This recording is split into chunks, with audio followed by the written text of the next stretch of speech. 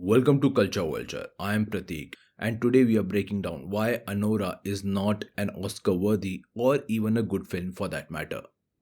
This film has been specially praised for its final scene, in which, for a fleeting moment, Anora, played by Maddie Madison, shows her real emotions when Igor tries to kiss her. According to some critics, this is the first time in the film that the character reveals her true self. But here's my issue.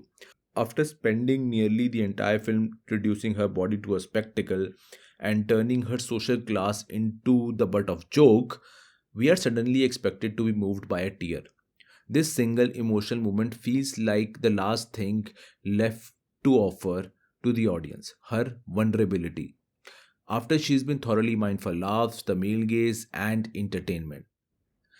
And that's exactly where my problem with the film begins. So, in this video, I'll explain why Anora is not an Oscar worthy film, but rather a shallow exploitative work that stereotypes the working class and sex worker lives for cheap emotional payoff. The male gaze and Anora as an effect, not a character. Throughout Anora, the camera lingers on her body in a way that's impossible to ignore.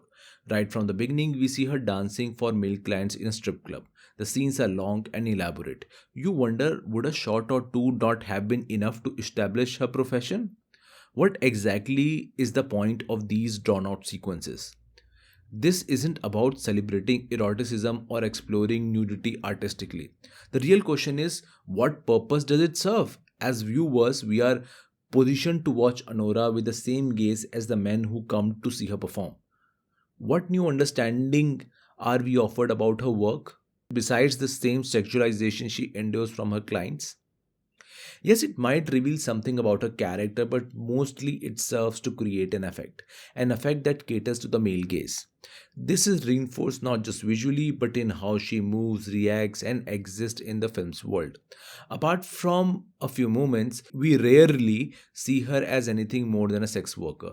She does not reflect or contemplate, she reacts. She shouts, struggles, and screams, giving us a caricatured portrayal of someone from her background and profession.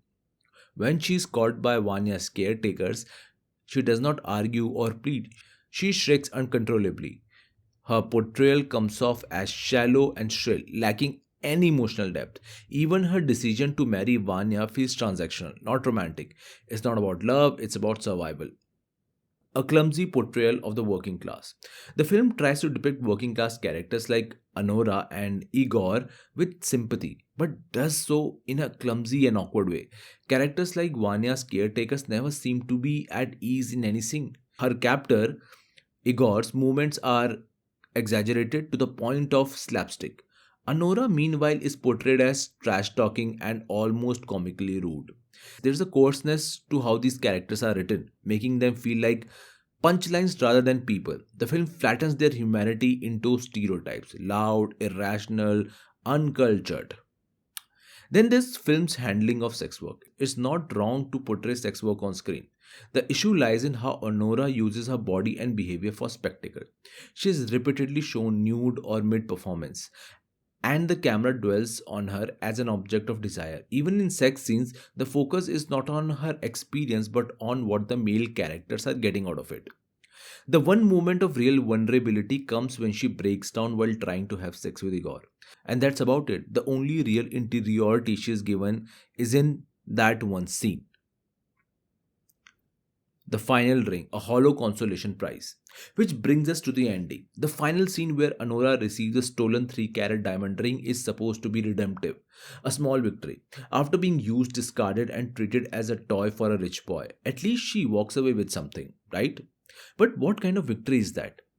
It's not freedom, it's not justice, it is a hollow consolation, a token from a system that extracts everything from people like Anora and gives them a trinket in return. The message seems to be yes, the rich people exploit the poor, but sometimes, if you are lucky, you get a diamond ring out of it, and that makes it okay. Except it does not. The system still wins, Anora does not. a comedy that punches down. To be honest, I did not find the film funny either.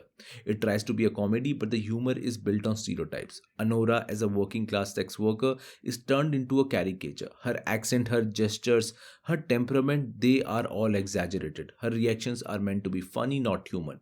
And then there are Russian mafia henchmen, bumbling idiots apparently, who fumble around trying to restrain her. They injure themselves, it's all played for laughs. But really, what's funny about a woman being restrained, dragged, and rendered powerless? Nothing. That's the issue. The humor in Anora does not challenge authority or structures of power, it reinforces them, it punches down. A forgettable Oscar winner. All in all, Anora is one of the most forgettable and average films to have won an Oscar in recent years. The filmmaker claims to have spent time with sex workers to research the film, but that does not automatically make it authentic. It reminds me of Slumdog Millionaire, a film that used poverty as a spectacle. There's even a term for it, poverty porn. In Anora, we see a similar pattern. The film uses sex work and economic struggle as spectacle. It does not show Anora actively trying to build a better life. It does not explore her ambitions, her thoughts, her dreams. It just frames her body, her class, and her pain as content. Compare that to Devdi, a 2009 Indian film that portrayed a sex worker, Chanda, with far more nuance. She is sexualized, yes, but also shown studying, laughing, hoping, and loving. She's moving towards a better future. She has agency. Anora, in contrast, is a flat character. Her story leans heavily on stereotypes for humor. It never challenges anything, and its so called happy ending is just a shiny ring covering up the same old exploitation.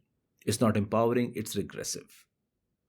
Anyway, that's my take. Let me know what you think in the comment section. Don't forget to like, subscribe, and comment. I'll see you in the next video. Thanks for watching, guys. Bye bye.